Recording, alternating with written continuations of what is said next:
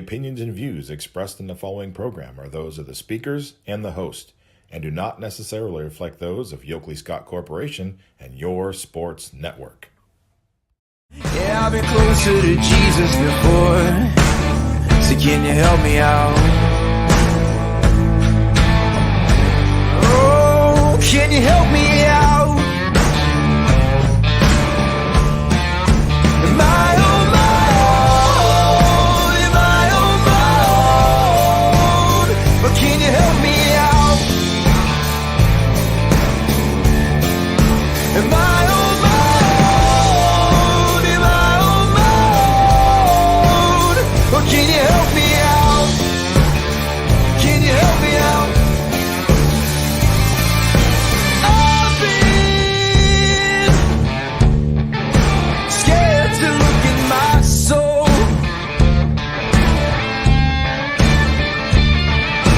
I've been afraid I would follow the road. Yeah, afraid of the things I've been told. And hello, everybody. Welcome inside a Thursday episode of Running Point on ysnlive.com. Brought to you, as always, by our good friends over at Greenwood Chevrolet in Austintown. I'm going to go ahead and put them in the top right-hand corner of the screen so you know where to go if you're in the market for a new or used vehicle. Oops, clicked on the wrong thing. It is going to be Greenwood Chevrolet in Austintown right there. And they go the extra mile for you. We try to do the same here on this show and on YSN every single day. We're going to have a good show for you today. We have recaps to go over. We had Class B baseball last night. Championship series continues in 18U. We'll talk about Game 2, what went down in Game 2 of the championship series. We also have to preview the softball Little League State Tournament that's going down in Boardman starting tonight, I should say, all the way through Monday. Myself and DJ Oakley will tandem the coverage of that. So we have Little League softball going on from tonight to Monday. We'll preview that. And then also tonight through the weekend, we have the sophomore NABF World Series going on at Bob Scene Park. Matt Marr and Tim Corso will both be on the call tonight for that. So a lot of fun stuff coming up on the network. We'll talk about all of that as well on today's show. And then we have another segment of our brand new series that we're rolling out for the rest of the summer called Living the Dream. If you're joining us today for the first time or missed Monday show, Living the Dream is a segment that we're going to be sporadically putting out throughout the rest of the summer until we get into the coverage of our fall sports here on YSN. It's a softball segment about players that have already gotten to where our players here on YSN want to go. So it's going to be a resource for everyone out there in the YSN family that's trying to live their dreams in the softball world, trying to get to college, trying to be the best softball player they can be. You can hear from people that have done it, that have gotten there, that have gotten to the place where they wanted to go when they were in your shoes, and kind of how they did it, what their journey looked like, and take the cues and the advices that they give in these interviews. Today we continue that segment with Georgia Tech's own Mallory Black. Mallory was 15th in the nation in home runs with 19 of them this year in her senior season. Had a huge year, was named a bunch of postseason accolades, and really cool interview. Can't wait for you guys to hear it on today's show, which will be going down here pretty soon. But first, before we get to that, we do have to go into the recaps of Class B baseball. Going to bring the Class B website up on the screen for you so you can look at what I'm looking at. Championship series in 18U. It looked like this in Game 2. The 1 seed 3B Barons, wow, are they proving that they deserve to be the 1 seed? 9-0, they get the win over Athletics. That means in 2 games, they've outscored the Athletics 19-0. They have not allowed a hit yet in this championship series, and this is the same Athletics offense that scored 18 runs on the 2-seed Astro Falcons in Game 3 of the semifinals to get themselves to this point, to get themselves to the championship series. But the Barons have silenced that offense so far in the first two games. They have taken a commanding lead in the series 2-0. When you look at the offensive breakdown, the Barons scored 1 in the first. It was quiet until the fourth, where the Barons scored 2 more in the fourth, 2 more in the fifth, and then 4 more in the sixth. So that fourth inning just started kind of an avalanche of runs for the 3B Barons. And yes, pun intended, because the Avalanche are one of the teams in Class B baseball. 9 runs on 12 hits, 2 errors for the Barons. No runs on just 4 hits for Athletics. They committed 3 errors. We'll look at the offense for the 3B Barons and what drove them to victory. They had 2 hitters with pair of RBIs and a pair of hits. Aiden Leindecker, man, the kid just keeps showing up big time in all the big situations. He's had a heck of a summer and a heck of a career in Class B baseball. We say that every time we bring up his name, but man, his name's coming up a lot. What can you do? He went 2 for 4 with a run scored, 2 RBI. You also had Ryan Pikatowski with a 2 for 4 day with 2 RBIs for himself. So both hitters with identical numbers right down to the runs scored, both going 2 for 4, both hitting two runs in, and both scoring 1 apiece. Yeah, an RBI on a hitless day from Hunter Triano. Situational hitting. We've said it all summer. What's it going to be like? What do you do when you come up and have to do a job? It's not necessarily get a hit, but it's get a run in. And these Class B hitters all summer, every team have been really good at that. We've seen a lot of RBIs come with hitless days, which tells you they're going up there, they're doing their job when they have to in situational moments. And then last but not least, we have Brady McGuire with the RBI. He went 1 for 3 with 1 run scored. That's 6 RBI out of the 9 runs scored for the Barons. Some other hitters that had a good day. You look at Nick Parado, who went 1 for 2 with a run scored on the day. He also had 2 walks, the only hitter with 2 walks in the lineup. And then a 2-hit day for Nate Thomas. He went 2 for 3 with a walk and a run scored. 3 runs scored on a 3 for 4 day. Look at that from Tommy Caroli. And talk about setting up the table, getting on base so other people can come and knock you in. And what's interesting is he's in the lineup after the 2 hitters that had 2 RBI. So other people came up and knocked him in.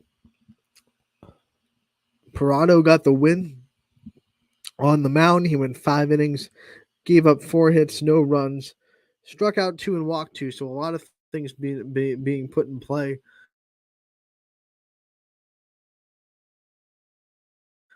Obviously, with only 4 hits on the day. 2 of those hits for Athletics came from CJ Frasco. He went 2 for 3.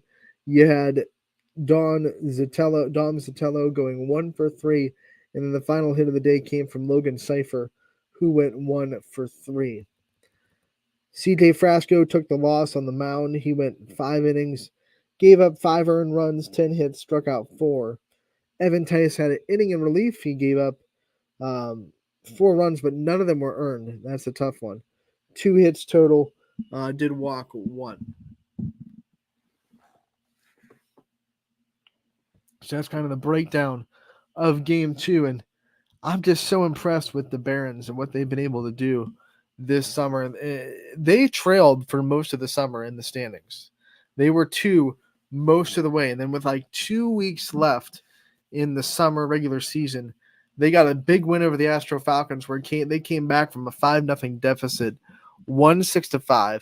That put them in position. They weren't in front yet after that win, but that put them in the position to be a game back. And then the Astro Falcons had a couple of games where they struggled. They lost to Ballistics right before the All-Star game that we had at Scene Park. The game before that, they lost to Ballistic. They also lost to Dura Edge down the stretch.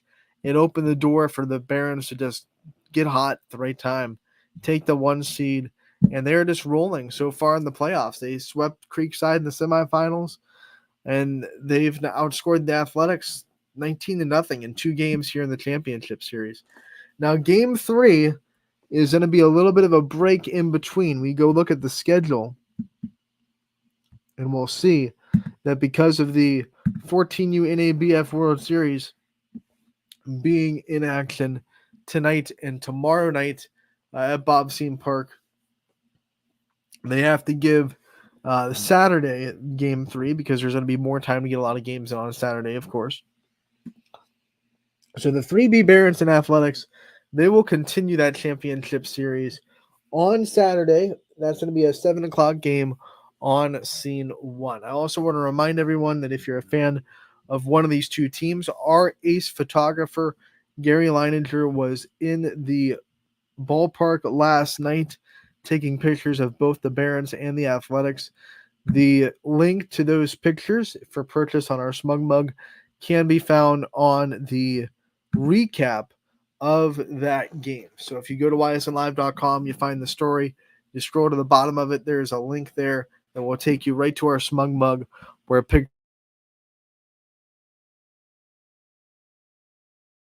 from last Smug Mug. So make sure to go over there, check out the awesome work of Gary Leininger. Our website, if you ever go to it and go, wow, this looks really good, Gary Leininger is a big reason why that website looks so good, because it's his pictures that pull the heavy lifting in and all that. Him and the other photographers that we have good relationships with across the area, Mahoning Valley Sports and Charles Marsh, of course, he helps out a ton.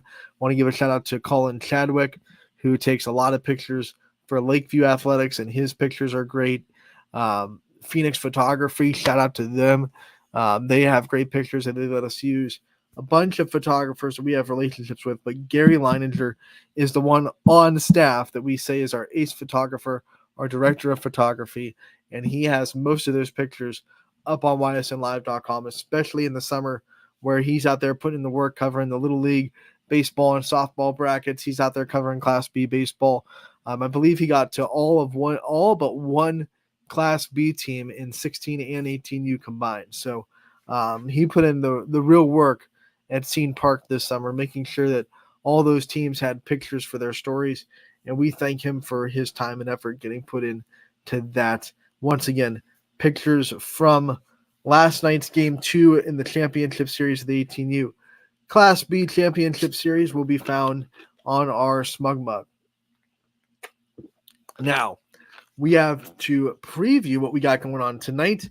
We have the Little League State Tournament going on at Field of Dreams. This is the first time since YSN started covering Little League baseball and softball that the state tournament has been hosted by Boardman. So we get the chance to cover almost every game. We're going to miss the 10U games tonight, unfortunately.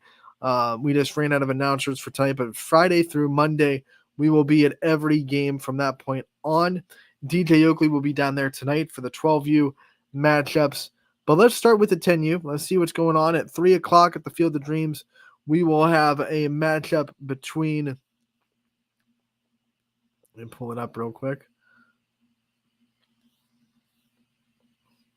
We'll have a matchup between Talmadge and Canfield Little League at 3. That's going to be on field S1.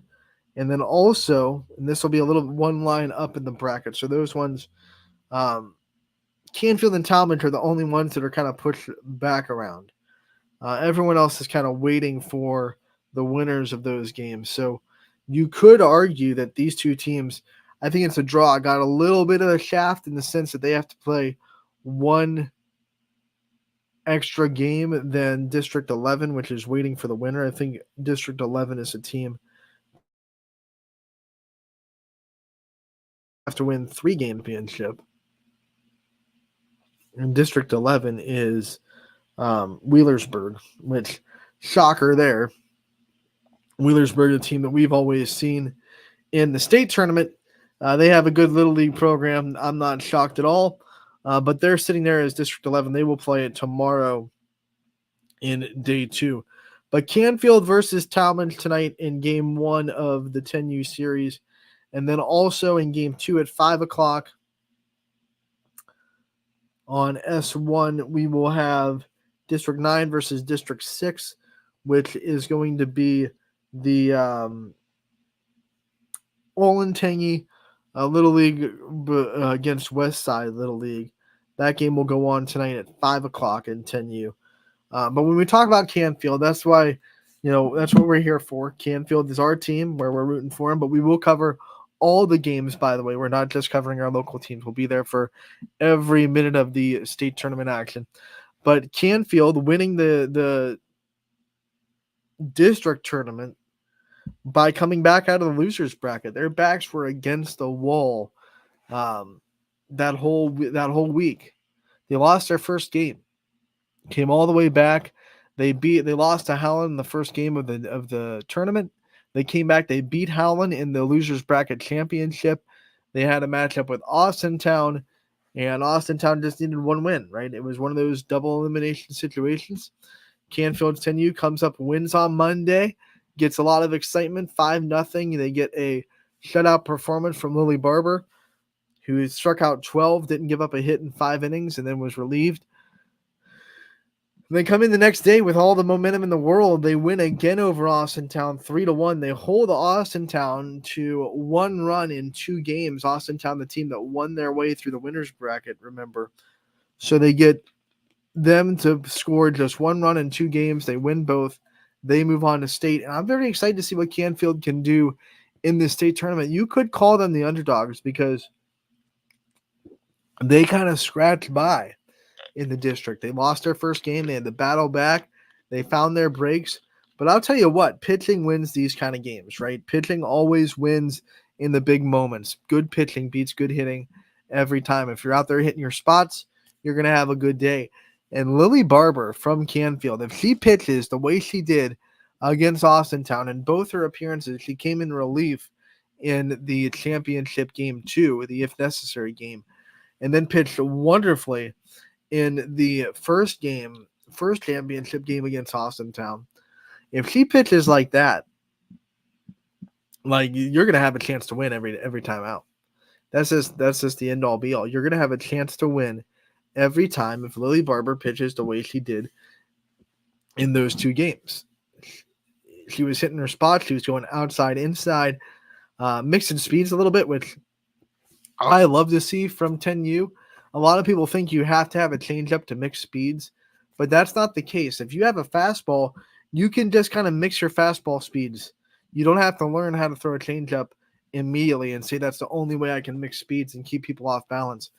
Lily looked like she was throwing, like, I don't know, maybe mid 40s in her highest fastball, but she also had fastballs that would lose a little bit of miles per hour and change the speeds a little bit and get these hitters really off target.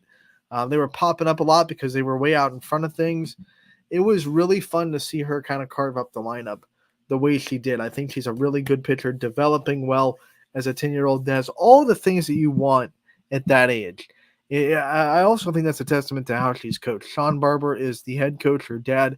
And I think the way she's coached is really good because we see a lot nowadays, especially with that age, when you're getting to 10, 11, 12, that kind of age group, because you see it a lot on TV and it's right in your face with softball. We see so many pitching coaches try to just put too much on a pitcher at that point. Rise ball should not be learned when you're 10 years old, unless you're a freak of nature, right? You should not be learning a rise ball until you get that velocity, at least in my opinion, in like the mid 50s. Once you're in the mid 50s, if you want to put in a rise ball, you can. You have the velo, that's fine. Amelia Hamley is a great example. She has the velocity. She's throwing in the like mid to high 50s as a 12-year-old in the upper division.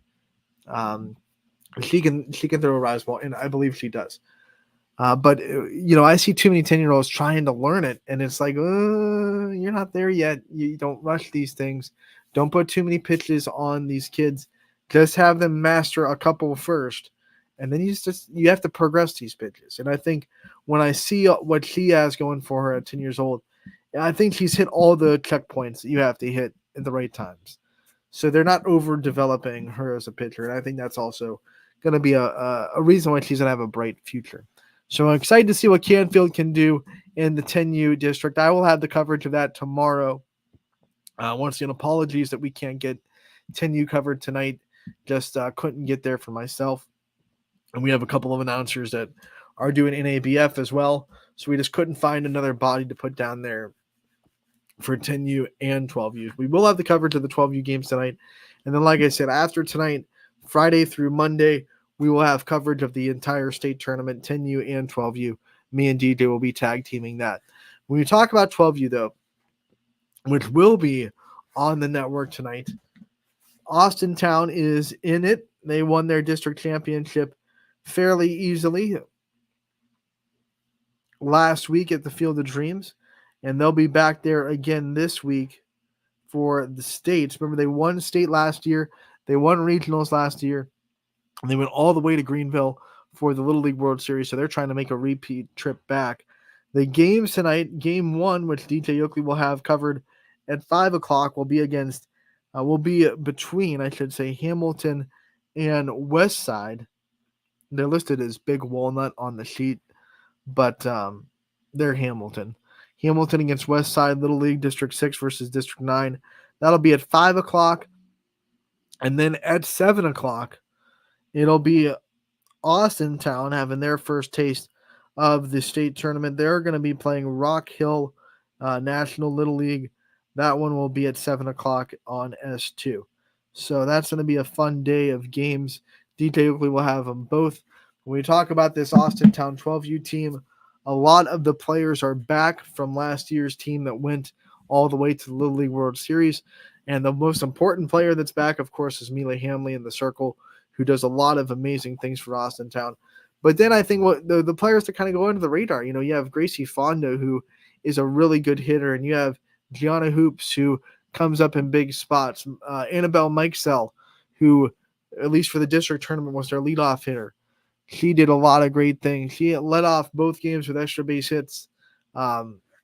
It's just going to be a fun time for Austintown, and if they don't get ahead of themselves and think about regionals before they get there, they're the favorites in this state, and it's not really close when you're ranking the teams. I think Austintown has the path in front of them to make a big run and go to regionals again. Everything is there.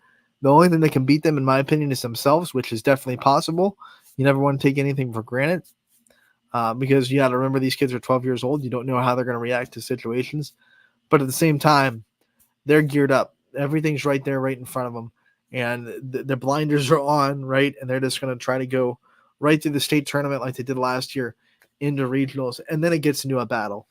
Regionals is a battle to try to get to the Little League World Series. So they want to try to do this, expending as little energy as possible. I think that's the goal for Austintown 12U.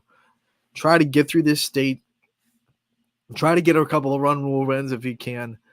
Try to get out of there as quick as possible in as little games as possible. Remember, if you go undefeated, you lose a game that you have to play. Right? Losers bracket teams to get to the championship have to play one more game.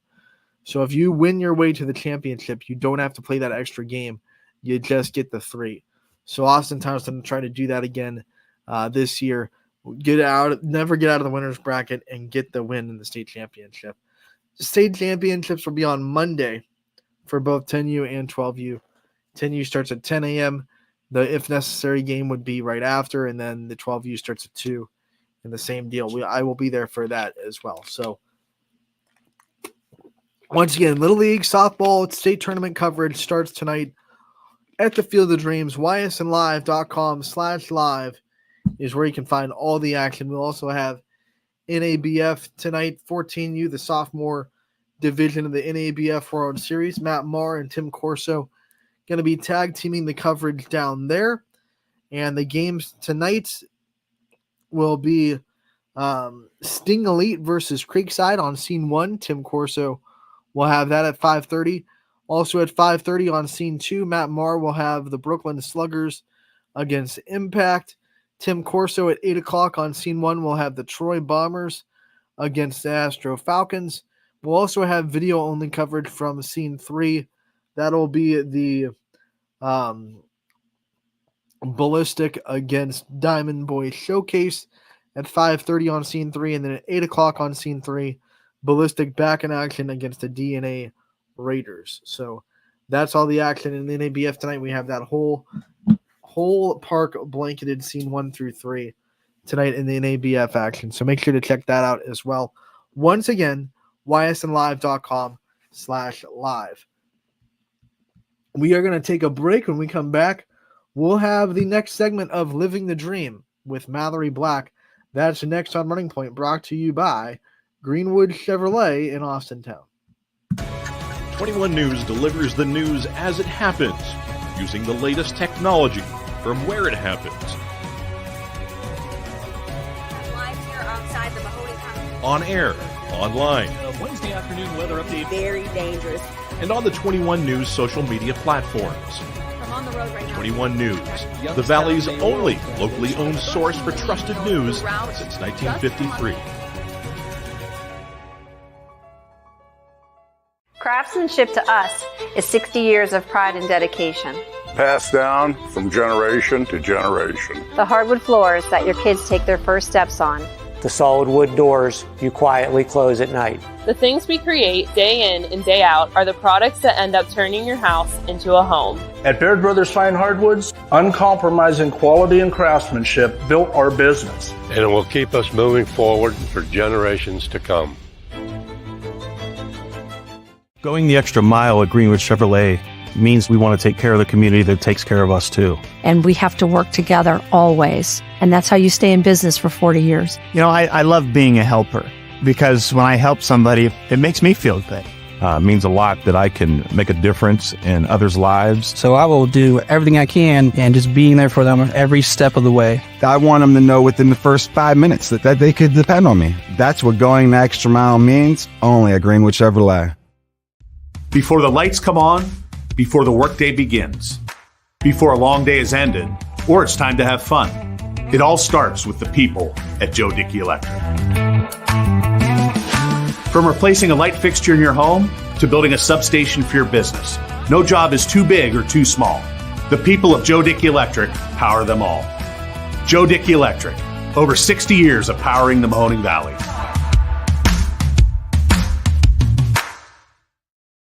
Welcome back to Running Point on ysnlive.com, brought to you by our good friends over at Greenwood Chevrolet in Austintown. They go the extra mile for you. We try to do the same here on this show and this network every single day. Without further ado, we are going to continue our summer segment of Living the Dream. And this is where we talk to softball players who have gotten to where they want to be, where our softball players here in the YSN family want to go. And they can have a resource in these interviews, take some notes on their journey, have some advice, and know how they got to where they want to go. So what a great segment this is. We've had a lot of success with the first one we did with Kelly Torres from Duke, and now we go from that, and we go from the same conference, Duke, and one of their ACC rivals, Georgia Tech, and it is Mallory Black sharing her softball journey here on the next segment of Living the Dream. I hope you enjoy. Anthony Herwig here with a very special guest on our edition of what we're calling Living the Dream that we're putting on Running Point every day for the rest of the summer. And we're joined by Mallory Black, Georgia Tech alum now, and just finished her senior season and had a great career at Georgia Tech and lived the dream of a D1 Power 5 athlete for her whole career as a Yellow Jacket. Mallory, thank you so much for taking the time to join us today. Yes, thank you so much for having me. I'm honored. You got it. And one of the things we want to do first, we want to make you reflect a little bit. We're going to dig deep in the memory bank a little bit. Go back to the start of your softball journey. What are some of your first kind of memories with the sport of softball, picking it up and learning the game?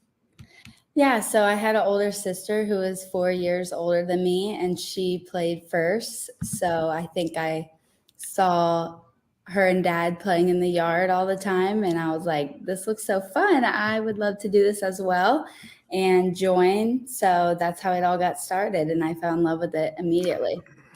When did you kind of make the transition of softball is fun, this is something I like to do, to softball is something I want to pursue and work really hard at and get to where you got? Yeah, so I think that transition came when I was around 13, 14 and starting to play in showcases. So I left my Georgia Force softball team and joined the East Cobb Bullets organization, and that really helped me get exposure and find coaches who are going to help me get to the next level. So when you make that decision to go from a local travel team to the one that's going to all these showcases and you're going to get on the big coach's radar, from a kid, what's that like? We have a couple of students up here in our region that are doing the same thing. What's it like to kind of go from, your little tiny pond in the local travel world to all of a sudden you're playing in the biggest travel organizations and the biggest, events and showcases in the country?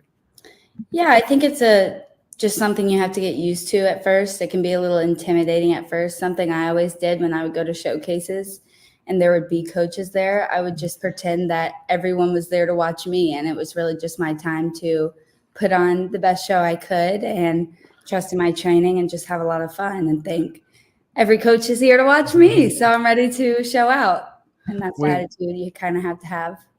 When you reflect on your high school years and playing in high school and being able to be a high school athlete, and what kind of things were special to you about being able to go from, the travel and all the pressure that comes with the travel ball to, high school and just having fun with your classmates and representing your community in your school?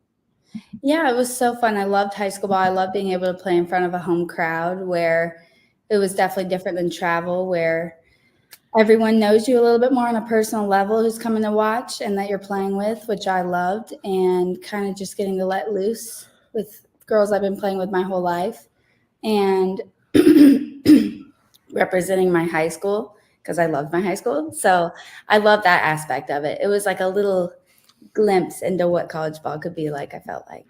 When you talk about your recruiting process as a high school student, what we always ask our athletes here how they balance trying to be a student athlete in high school, trying to have a high school social life, and also the stress that comes with trying to be recruited. What was it like for you? What was your kind of recruiting process like, and what was your story? It was a little different, I think, then than now, where I was going on visits when I was 14, not 17. So I was just a freshman in high school. I didn't even know, I knew kind of I wanted to play in college, but I hadn't made that total decision. And I think it just was kind of an alignment in the stars whenever Coach Morales got hired to Georgia Tech. And I had went on a visit to Tech prior to Coach coming, but I didn't feel it yet. And then when Coach Morales came and had me on another visit, I always grew up a Tech fan, so I could always see myself going there kind of. But I think I had that feeling of, okay, this is now where I really want to be. And so I think everyone just has to experience that on their own. And when you know, you'll know. So, yeah. Some people fall in love with the campus. Some people meet the coaching staff and they instantly know this is who I want to play for. Some people, fall in love with the team they meet on those visits. What was it for you? You said Coach Morales got hired and then it started to click that Tech wanted to be where you wanted to be. Mm-hmm. So what was it about Coach Morales that kind of tipped those scales and made you decide that Tech wanted to be your home? Yeah, I definitely felt a vibe from Coach that she was going to be a tough coach, but she was going to be a caring individual for me, because Georgia Tech is like a hard school. You're going to have a lot of hardships with classes and scheduling and all of those sorts of things. But I also love Tech because it was close to home. I was only going to be 45 minutes from my hometown, so that was important to me as well. But I just got this feeling when Coach got hired that it was for a reason, and that, I don't know, I could see myself playing for her immediately. When did you make your commitment to Georgia Tech? What year of high school? It was the summer after my freshman year going into my sophomore year. So what was the rest of your high school journey like when you went from not knowing where you were going to go to now you have that stamp of college softball player on your resume, and everyone that you play in high school kind of knows, hey, this girl's going to Georgia Tech. It's a big deal. You're going to a Power 5 school. What was that like for you the rest of your high school journey with that on your back? Yeah, I felt a lot of pride being able to say I was going to Tech, not just because of softball, obviously, but because I was excited to go to school there. It's really awesome. But I think when everyone commits, there's kind of a sense of relief. Like, okay, I've made that next commitment, that next step. Now I can kind of relax. So once you get there, there's a lot of growth that happens. You start thinking about, well, how am I going to prepare to go to the next level? So while it's a relief in a sense, it's almost like, okay, now the real grind begins, because when I get to campus, I want to start, or I want to, make my teammates better. I want to make an impact on the program. So that's an interesting transition from being recruited to now committing and, trying to build off that. Up here, when an athlete makes a decision to go to a big school like a Tech, or we have Penn State right now, these big Division I, Power 5 schools, all of a sudden all the lights in the area turn on, and it's like everyone wants to talk about that athlete. Don't know if it was exactly the same in your. What was that like to all of a sudden be a player that a lot of people were talking about? You get interviews, you get the news articles, because hey, this person in our little community picked up and went to a big Power 5 school. I think that's a big deal. Yeah, that's really exciting. I think I loved, maybe getting that recognition because you have worked hard to commit to the school you're going to. So it feels good to, be recognized for that.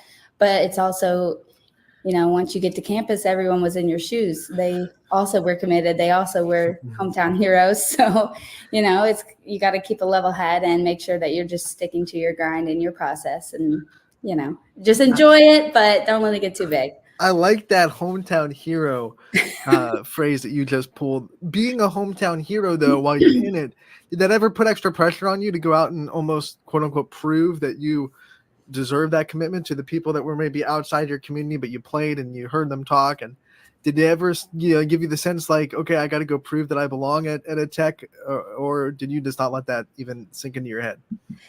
Yeah, sometimes it would. And then you would get on the big stages of your high school ball career and sorry. And being from Georgia, something I always thought was kind of fun or funny is that I was committed to Tech, but a lot of the girls in high school ball that I was playing against were maybe going to UGA. So it's like, okay, I need to prove that this is where you want to be. Right. So that was fun. I think as long as you just embrace that and you already know what you're capable of, you already have that confidence. You don't have to prove anything, but you can enjoy kind of letting them know that you're good. So I like that. I want to know about the sacrifices. Not enough people understand what it takes to get to where you got. They just see you on TV. They see you playing for Georgia Tech, hitting a home run. And they think, wow, geez, that's good. But like the sacrifices that you had to make, especially at the high school level and that age, to get yourself to that point. Talk about some of the things that you kind of just sacrificed, or some of the work that you put in to get yourself to that point.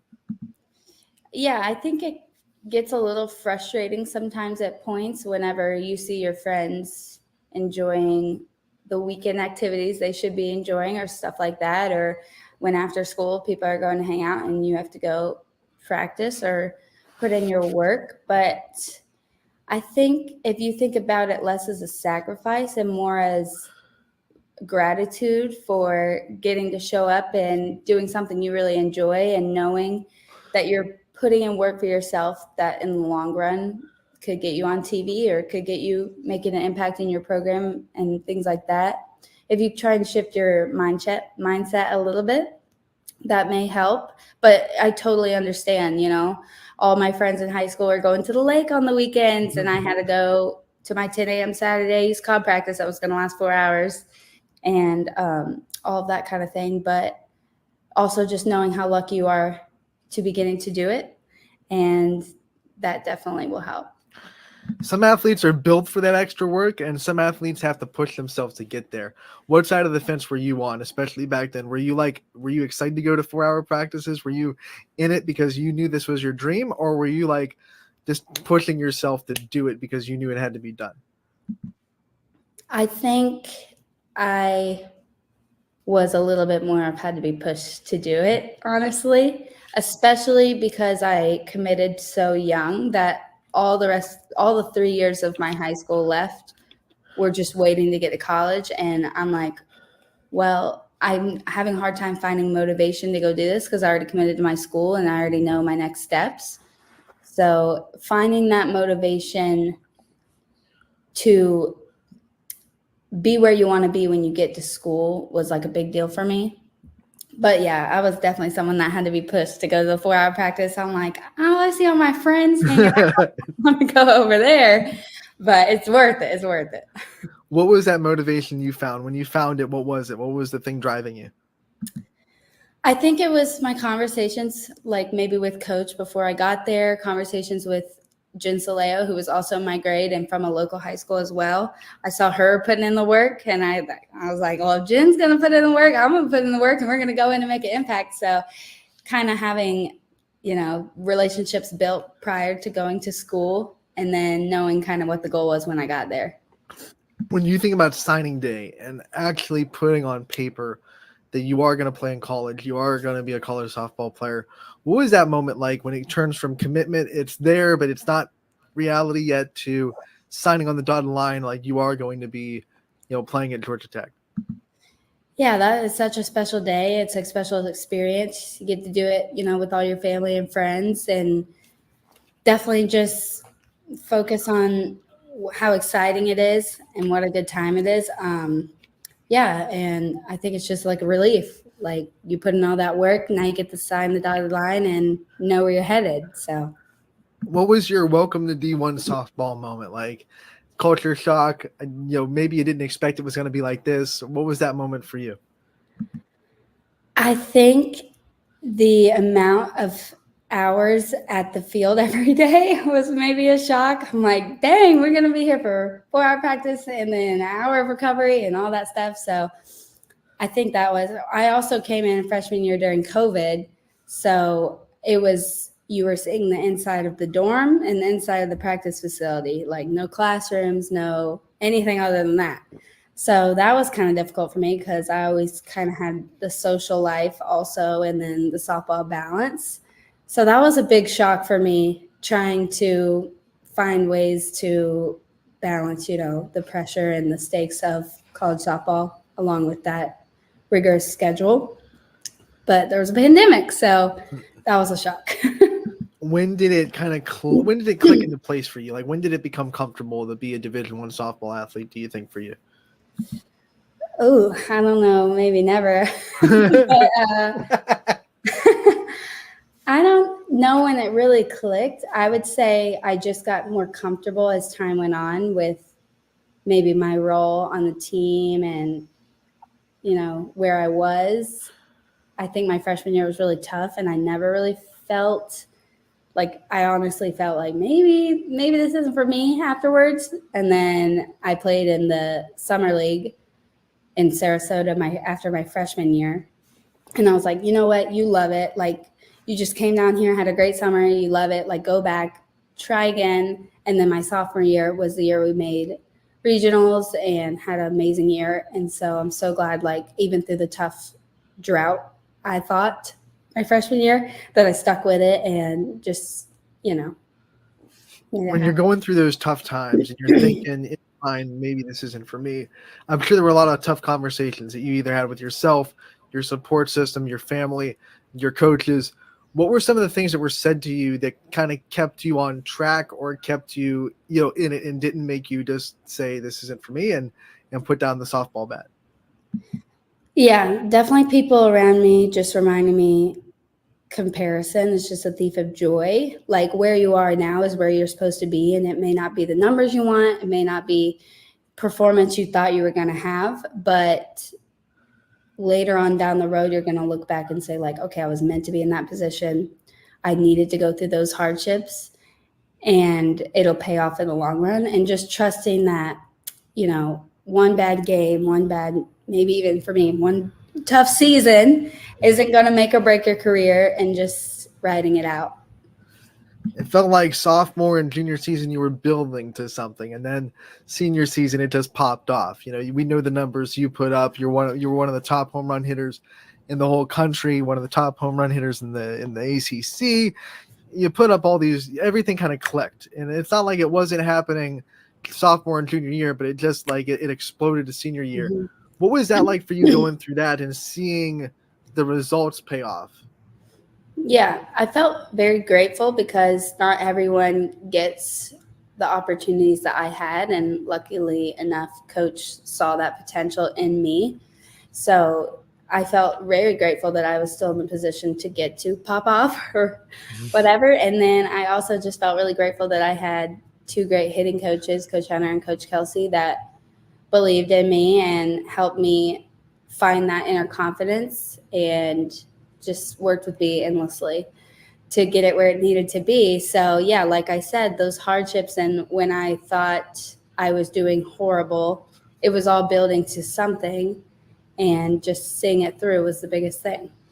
We know that you aren't defined by your results. You're not defined by your numbers as a player. And I'm sure getting to your senior year in college, you have to be able to believe that, because you don't go through a college season depending on results to give you your self-value, and then you make it to your senior season. In my opinion, I feel like you would wash out if you were of that mindset before your senior season even got there. So that being said, when you got the results, was it more like this gravy on the cake because you weren't looking for the results to place value on yourself as a player and as a person, or did it just really, improve your mental health and mentality that you were getting results? I think it does, because it does help you when you are getting results, when you're seeing progress.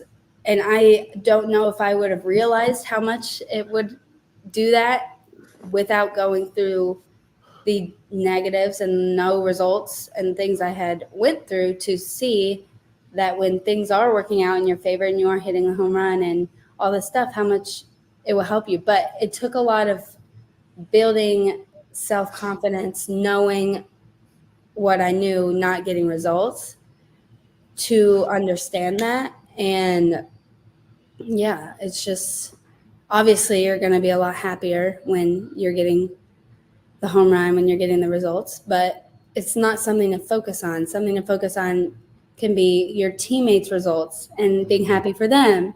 Like when I would go 0 for 3 this season, something that would lift me up is like seeing a pinch hitter come in and be successful.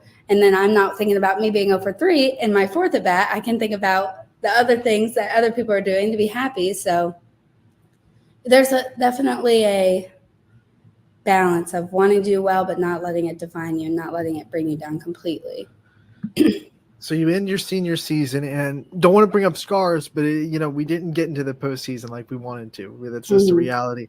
How did you kind of come to terms with that, with all the results and all the good things that happened, but still, I know how bad you wanted to go out in your senior season with a postseason berth.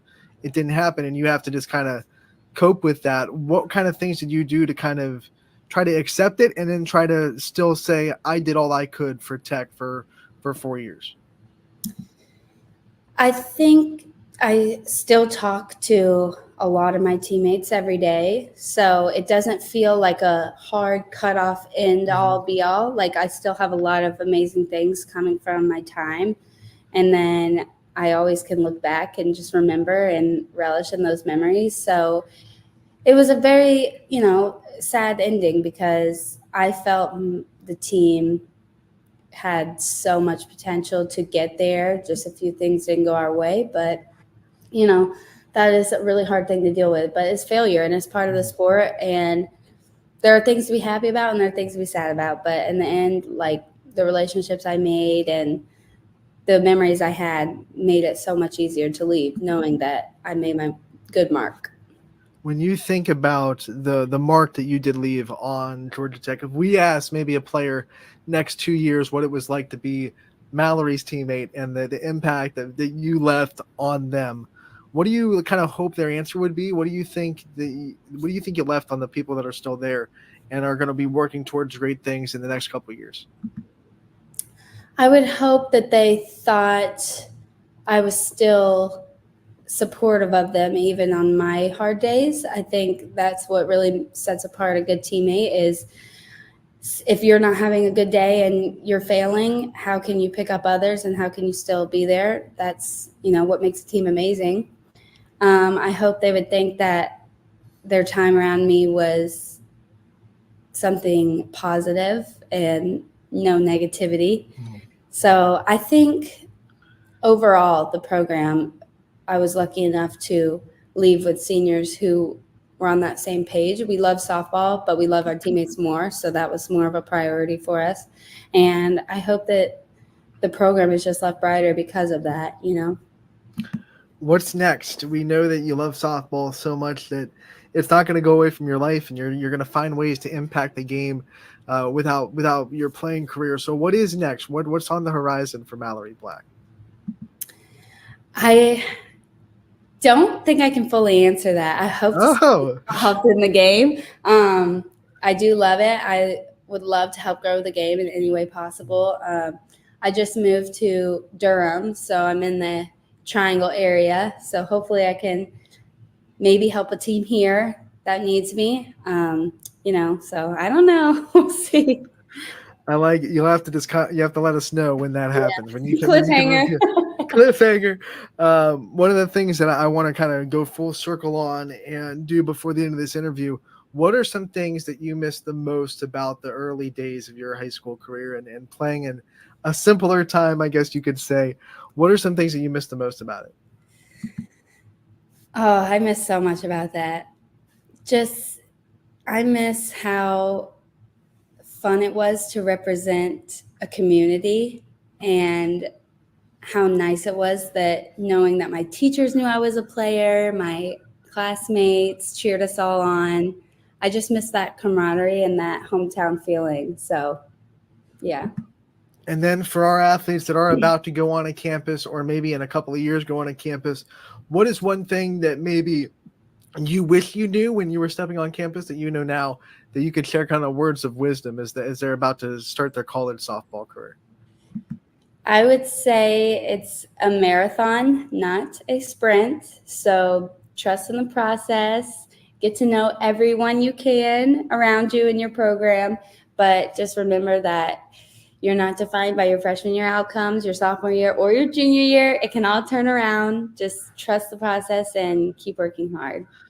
One of the things we do with our interviews, whether it be with high school, little league, you in college, we want to give the athlete the chance to take the spotlight off themselves for a minute and thank all the people that got them to where they are and the shout outs that we know people in their life deserve. So I want to give you the time to kind of list the people that you want to thank and the people that you want to shout out that they got you to where you are now. Oh, wow. There are so many. Obviously, my coaches from my East Cobb Bullets organization, thank you so much. My high school coaches, you made it so fun. Thank you. And then Coach Morales, amazing coach, wonderful. And Coach Hunter, Coach Kelsey, Coach Aaron, Coach Devin, all my Georgia Tech people, I love you so much.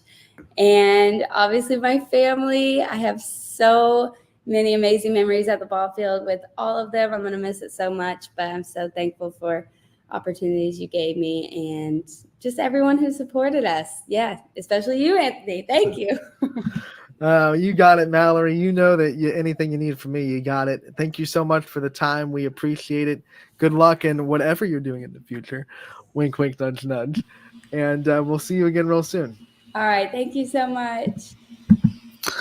Mallory Black, one of the nation's best home run hitters, 19 home runs this year, 60 plus RBIs.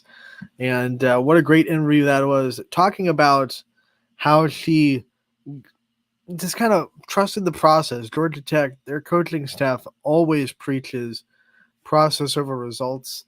And not saying that Mallory did not have good results her sophomore and junior and freshman year, but they weren't the eye-popping results that we saw her come up with her senior year, where she literally came out and was one of the best power threats, not just in the ACC, but also in the country. 15th in the country in home runs with 19 on the year, 60-plus RBIs. That was good enough to get her a bunch of postseason accolades. But what a great time and a great interview. And thank her for her time, giving it to us and giving it to you guys. The whole point of these interviews was not so I can talk to these players that I've talked to before. It is to share their journey with you guys, the softball players on the Ysn family, so you can learn from people that have made it to where you want to be. And Mallory is just one of those people that definitely made it, definitely made it. And I can't wait to see what she does in the future. One of my good friends. And we always love some Mallory Black, right? Bet on Black 100% of the time. Always, always, always. So that'll do it for today's episode of Running Point. I want to thank everyone for tuning in so much today. I want to remind everybody that we have baseball and softball on the network tonight. ysnlive.com/live. We have Little League Softball. The start of the state tournament, we'll have the 12U covered tonight, and then 10U and 12U will be blanketed covered for the rest of the weekend as well. DJ Oakley will be down there tonight for the 12Us at 5 and 7 o'clock. We also have NABF Baseball, the 14U, the sophomore group. Matt Moore and Tim Corso will have you covered for those. Scene 3 will also be covered, but video only. So all of that can be found at ysnlive.com/live. Make sure to check it out. Check out some games tonight.